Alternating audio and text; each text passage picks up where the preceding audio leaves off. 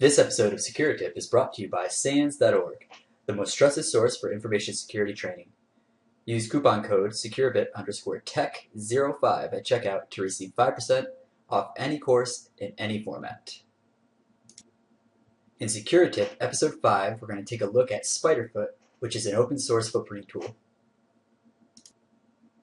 Alright folks, as I mentioned earlier, in this episode we're going to take a look at SpiderFoot, which is an open source footprinting tool put out by the Steve McAuliffe, perhaps? That's how you say that? But yes, his other site, Binary Pool, is where he talks about stuff he's putting out and stuff like that. But anyways, let's get into what SpiderFoot 2 is. So SpiderFoot 2, like it says, is an open source footprinting tool. So basically you give it a target of some sort, and it's going to retrieve as much information as it can about that target to help you out with your pen test, right? So this is another awesome information gathering tool. On the defensive side, right, so pen testing, great for that as well, but on the defensive side it also is very useful for the defenders to know what is available out there that people can grab. So for instance, if we run this and we run the email address module and we see 30 or so email addresses come back, well, those are 30 people that you really want to keep an eye on for phishing attacks, because those email addresses are out there publicly where somebody could pull that type of information about them. So this is a great tool for learning more about your environment, as well as the information gathering aspect for a pen test. What kind of differentiates this from other tools in this format is how clean it is, how easy to use it is, and how professional it looks. You don't often see open source tools look as good as this is. So to go ahead and download it, you can go to spiderfoot.net, and you'll see here we have a couple options for download. You can do Linux or Windows. And while I don't often do Windows on this show, I figure this now is a good time for it. So I went ahead and I'm demoing the Windows executable version for this show today. But you could just as easily run this in Linux as well. When you download this tool, you're going to get it, and let me bring up the folder real quick. You download it, you extract it, and very simple, you launch sf.exe, and it does the rest for you. You don't have to do anything else. There's no special instructions for installing. And you'll see here we have a spiderfoot.db, which is a SQLite database that it stores all of its information in as you're doing your scans. So very easy to get running on Windows if that's your flavor of choice. If you are into Linux, there are a couple dependencies, but still very easy to install and get running. I'm running version 2.0.0, and there's a release planned soon to talk about or to fix some of the things and add some more functionality. And to talk a little bit more about that, you can see that here in the roadmap. Switching over from Python 2.7 to Python 3, proxy support, some UI stuff, more modules, or new modules, and fixing some of the current modules. And then he gives you some of his short-term, long-term, and medium-term goals. So be ready to see all that coming up soon. I don't want to spend too much on this because I want to try to keep the show about 10 minutes in length. So I'll get right into how to run the tool. So let's go right to the default. So when you run this exe, it's going to launch a console where it's basically just setting up a web server to listen, and then does all the scanning based on what you do, right? So you set up that, or you launch that exe. It's going to tell you to go to your local host in a web browser on port 5001, which you see right there, and then you can start doing what you would think you should be able to do. So you can see I've already ran a few test scans. The BP one is in here by default, and it always shows it's running. I think that's a bug he's working on. But you can see it's organized and it looks professional already. So here you see we got scans. These are the scans that I ran. This is the target domain that I was using for those scans. how long the scans lasted, a status, whether it's finished running, if it had an error, and how many items of interest or elements it found during the scan. Now, if I wanted to stop the scan as it was running, I could hit the stop sign here and then resume it the same way.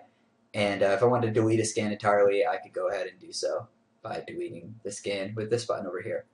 But let's talk a little bit about the options. So if we go to settings, these will be the default settings that are used throughout the entire application.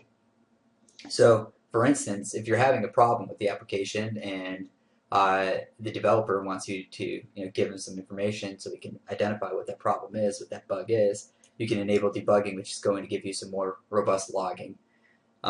Here we have a number of seconds to give up on an HTTP request. So it's going to do a whole lot of spidering. It's going to do a whole lot of connecting to different websites. How long do you want to wait before it says, all right, I'm not going to be able to get to that. I need to pass on to the other element. 5 seconds is the default. It might even be worth lowering that, to be honest with you. Default user agent is here, but if you want to put in another user agent so it didn't look so obvious what you're doing in a pen test, so for instance, you could just pull this guy up here and throw him right up on top, and now you'll have the appropriate user agent that's not going to look suspicious.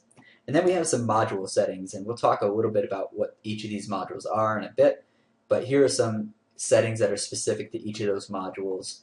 And you can see you have a pretty decent amount of configuration options here.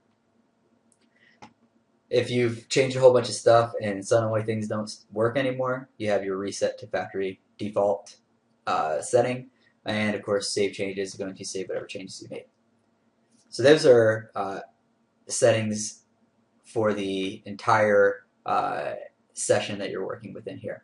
But you can also do settings within a scan, kind of, right, by choosing which modules you want to use. So let's go ahead and hit new scan and show you the options there. We'll kick one off against, so let's do our good friends SecurityTube. And their domain is securitytube.net. And you'll see we have some different modules that we could choose from here. So SFP DNS does what you would think it does, right? It's going to, any IPs that it grabs, it's going to do DNS lookup on those to find out what they are, and the reverse, any domains, it's going to check what IP is associated with that. GeoIP, another obvious one, it's going to look for the geolocation. Google search is going to do a quick Google search for securitytube.net and see if there's anything associated with it, or if there's any subdomains it should be looking at, that type of thing. SFP Mail will try to identify any email addresses that end with securitytube.net. Page info, so this will try to grab some information if they, for instance, have passwords on a page or other information like that. It's going to try to scrape out some info there.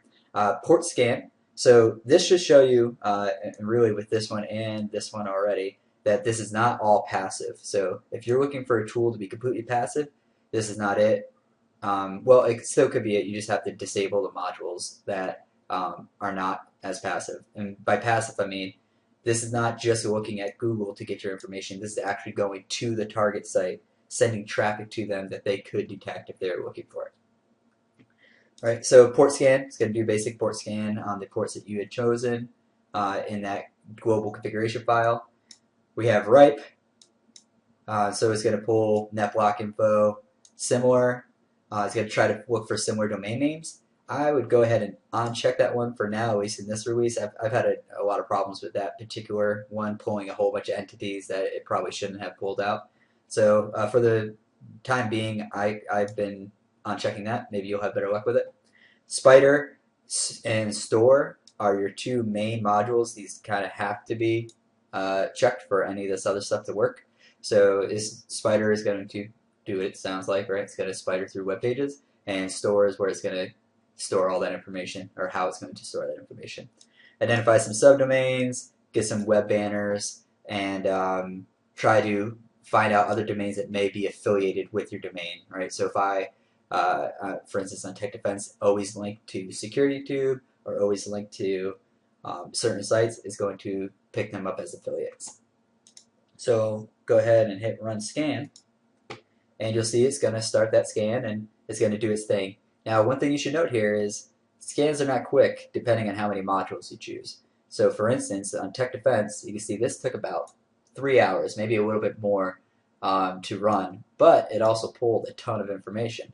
The SecuraTip one, before it failed, and this is a known bug that it failed on, pulled 91,000 elements in about 2 hours, I think.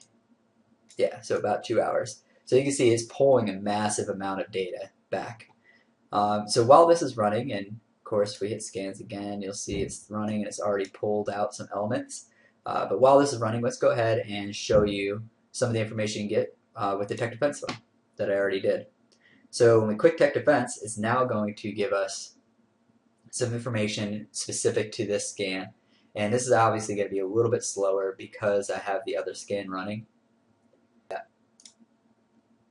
Alright, we're back. So I went ahead and stopped and deleted that scan for the time being. But you got the point on how to create a new scan and run it if you need to. But in the meantime, let's look at the Tech Defense scan and talk about a little bit what you can see. So one thing you should notice is you have an export to CSV option, and this will be everywhere. So if I click in affiliates, it's going to have that. And basically this is going to, based on whatever view you're in, export the data from that. So if you export here in this view, it's going to export all the data from all of these. And as you can see with how large this one is, that's probably not a good idea to do. But you can do it on some smaller scans. And even on this one, if you wanted to, you're just going to have a huge CSV file to play around with. You'll also notice you have a log for each of these, so it's going to give you a little bit of information about the scan. And of course you can see the scan settings, so exactly what options it used, so you know what was used for those scans. But in the browse, these are the different things it was able to pull based on those modules it's ran. So let's go ahead and look at a couple of these. For instance, email address. So you can see email address, it's pulled 4 email addresses. They're actually the same email address, but different variations of capitalization and a special character being in there, stuff like that. So it's going to pull out all the unique elements there. And you can see what source module did it, where exactly it pulled that data from. Affiliate information. So these are people that I may be affiliated with based on some of the stuff that it's already pulled out, right? So our good friends at Brute Force, and of course everybody else you see in here. This is all things that may be associated with techdefense.com, mail.techdefense.com, and you see where it pulled it from. So this is pulling it because it's part of the same net block, where this one is pulled it from that DNS module it ran. And let's look at a few more so you get the point. Raw data, by the way, will go ahead and pull out the raw data from the scan as it sounds like it. Physical location, so we can see what country code this is, if it can figure that out based on the IP. And again, if I wanted to export this data, I could very easily export it to CSV here. You see we have different view options as well. So let's go ahead and look at a couple more. Let's look at web server. So here we can see we have 5 unique elements, but 744 total elements. So it checked it against every one of these, right? Everything it got HTTP response from, it checked and came up with 5 unique results. So again, we have our unique data elements here by switching over. But if we want to see all of it, we can then see the technology used, as well as the source module, and of course where it pulled that information from, like you see in all these. And let's do one more. We'll look at open ports. So on each of these IP addresses associated with my domains that I have available, it found certain ports open. So it has some open TCP ports on these. And I think that might be all I wanted to show here. Oh, this would be a good one as well. So mail.techdefense.com accepts a form input because mail.techdefense.com really just goes to Google Mail. So what you could do with this, right? Accepts passwords, accept form, purely static. Now these are things that you can then go check for cross-site scripting vulnerabilities, or if it sets passwords like this one does, maybe clone whatever that website is, right? Mail.techdefense.com using the social engineering toolkit or something like that, and have people, or if now you can take this, clone it, go back to our email addresses, saying we got more than just one here, and phish all these targets by sending them a link to our cloned webmail reset, and do some credential harvesting from there. So you could do a whole bunch of cool stuff like that here. But that generally shows what I wanted to show here. So like always, feel free to give me some feedback, and of course, let's give the creator some feedback as well. So let them know what you think. If you have a tool or technique you'd like me to talk about on the show, let me know, and I will get it on here. All right, thanks, folks.